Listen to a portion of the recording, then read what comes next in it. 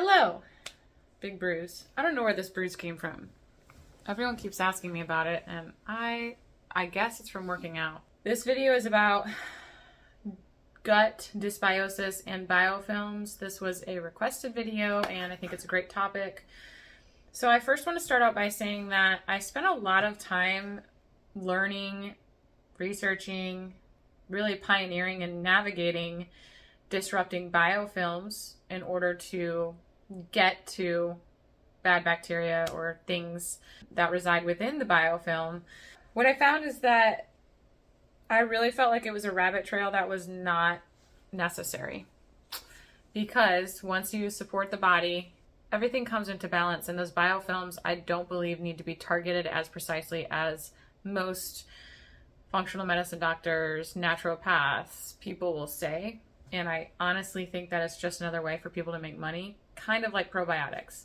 And what I mean by kind of is there is a place for probiotics. It shouldn't be the market that it is. Our microbiome is dictated by what we eat, mostly.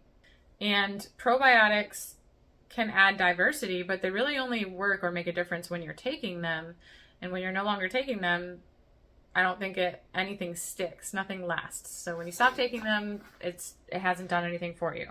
Probiotics, the only time I would really use them is when I'm working with a very young, small child, maybe under the age of 3, for chronic candida or something like that. Maybe I take them through an oregano oil protocol for candida or any type of bacterial overgrowth. Also would use oregano. For small children, I usually use fresh oregano. I don't use oregano oil because it's so potent and it works. But oregano is nature's antibiotic. It sterilizes the gut. It kills the good and the bad. And so for a small child, I might use probiotics when they're completely in the clear. They no longer have any candida overgrowth. And the probiotics can just encourage the growth of good bacteria again. And it can encourage the microbiome to repopulate in a positive way. But less and less and less I'm using probiotics for anyone, including small children. Some good bacteria can feed bad bacteria. And so I personally believe that more diversity is actually more risky. So I kind of feel the same way about this whole topic of biofilms. Biofilms are real. Biofilms are actually sort of like a colony of organisms that are stuck to each other, and they create a film around something else, some other group of bacteria or living organisms. So pretty interesting. So basically, a lot of naturopaths or functional medicine doctors will say you've got to take these 15 supplements to disrupt the biofilms before you hit it with the antibiotics or whatever. While in theory that makes total sense, and if you read about it, microbiome and biofilms in general, like I said, they are real, but in real life, it just isn't a problem. I've worked with so many people now. Something huge that I learned by going through it. Okay, so this is like a side topic, but it's all related. I get asked, what are my credentials? I was certified health and life coach with the Health Coach Institute online. I took Dr. Shoemaker's Proficiency Partners course. I took anatomy and a lot of anatomy related human body and medical coding back before I even earned my real estate license. I have a lot of history in my credentials and learning on paper, but most of what I apply in my coaching came from what I went through. It came from fighting for my life for almost 13 years. It came from spending so much money out of pocket with functional medicine doctors, people in New York City. Oh my goodness. The things that I did in New York City are just really, really cool, but unfortunately they didn't make a big difference. I went and met this wonderful woman in Brooklyn. I took the train all the way by myself to Brooklyn, and I was really sick. I was really going through it. This person's name is Larissa. I won't share her last name, but she did PRP for me. I got ozone therapy somewhere in New York, cannot share the name. And so all these individuals that I came across along the way through my journeys of healing and seeking treatments, mostly alternative treatments, because traditional medicine totally failed me. I had a lot of discussions and I learned a lot of things, and I taught myself how to interpret labs because I was paying so much money out of pocket for labs, but no one was breaking them down for me. They were just saying, well, this means you should take all these supplements and you should take only our supplements. So here, spend $400 extra on your appointment today so you can go home with these 2 supplements. That's pretty much what it was like, especially at the Lyme disease clinic. So I learned most of what I know from going through a lot and learning it firsthand. And so what I am sharing about biofilms and the microbiome today is from what I learned firsthand, not only through my own experience, but from working with others one-on-one since 2020. I don't share this in any way to put down naturopaths or functional medicine doctors. I know I've mentioned them multiple times here, but I am making a point that you only know so much until you experience it yourself, and then it just kind of changes your perspective, and like it changes the weight of these things. Before I went through everything I went through with CDiff and 3 fecal transplants and really just deep diving in gut healing and sealing of the gut and microbiome and things like that, and living it, experiencing it multiple times, if I hadn't gone through all that, I would be recommending probiotics, because on paper and in research it makes total sense. But then when you go through it, you're like, yeah, actually the body just kind of takes care of it. Biofilms are a thing, but I really don't think they're that important to target to try to break them down. What I use is oregano oil, and most of you guys who have been watching me know this. Oregano oil is pretty much the only herb that I really use to target a lot of things.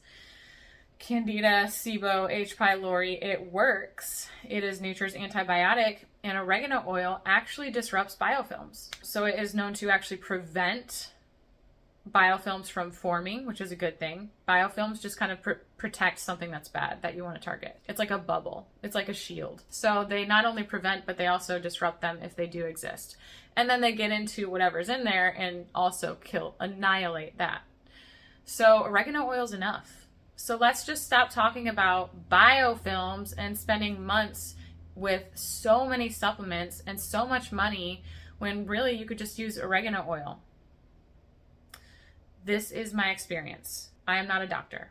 I've actually thought about becoming a doctor so that I can help more people, but I actually think that if I became a doctor, then I would have so much pressure on me to only talk about certain things and to not talk about other things. I don't want to make myself a target, so I will remain a health coach and help people one-on-one because I think I'll be more effective that way. What else do I want to share about biofilms and gut diversity? Well, dysbiosis was the other part of this question. So if you have gut dysbiosis, got some imbalances, and the only way to balance that out is to stop feeding the bad bacteria. It's mostly that. It's good to feed the good bacteria, but less diversity is not a bad thing, in my opinion. I spent years with very little diversity because I took 13 rounds of antibiotic to try to get rid of the C. diff. Didn't work. I got 3 fecal transplants. Still didn't stick. The C. diff was seated in my gut. That's when they said, we're going to have to remove your colon due to inflammation and hook you up to a feeding tube.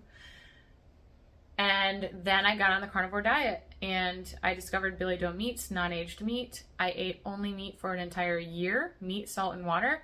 Then I slowly reintroduced foods, egg yolks, butter, other types of meat. So I was animal foods only for 3 years. So in that time, I highly doubt that I had a lot of diversity within my microbiome, but I felt the best in my mood than I had felt since I was, an 8-year-old climbing trees. Since my best memories of my childhood, before I ever knew that I was sick or I ever was really sick. I'm not convinced that diversity is super important, especially in terms of mood. We do have, I think it's called non-starch polysaccharides. Is that correct? We do have something that is like fiber on the carnivore diet, and it comes from tendons or cartilage, any type of meat with tendons or cartilage. It feeds gut bacteria. It helps to produce butyrate in the gut, which is a precursor to GABA, which is very important for your mood, healthy mood. So we actually get what we need on a meat-only diet in terms of microbiome, bacteria, diversity. good, healthy, strong microbiome. If you have gut dysbiosis, then try removing the things that are feeding the bad bacteria, which is mainly sugar. You know, a lot of people that I work with, maybe say with chronic candida, we don't have to remove all the sugar. It's really just about getting their body running on fat and strengthening the immune system, making sure they're metabolically flexible. And very often we can tolerate some strawberries here and there. We can tolerate my lemon custard. We can tolerate even some romaine lettuce for some people. But I would very much be careful and stay away from prebiotics, which is found in fermented foods. And this is another thing that a lot of people will push when you have gut dysbiosis. Oh, eat the fermented foods because that's going to help your microbiome. It feeds a good bacteria. So drink all the kefir, eat the sauerkraut and kimchi, fermented foods. Fermented foods contain prebiotics, and those are the ones that really, we know, feed bad bacteria. So Candida, SIBO will feed on prebiotics. So please be sure that you're actually in the clear completely before you reintroduce those. I waited a long time to reintroduce sauerkraut or kefir. I waited 4 years, 4.5, almost 5 years actually. So I hope that this was kind of all over the place, but I really hope it helps you guys. I think the gist of it really is don't get ripped off buying supplements and probiotics. Pay attention to what you're feeding your gut and your microbiome. Leave your comments down below. Thank you.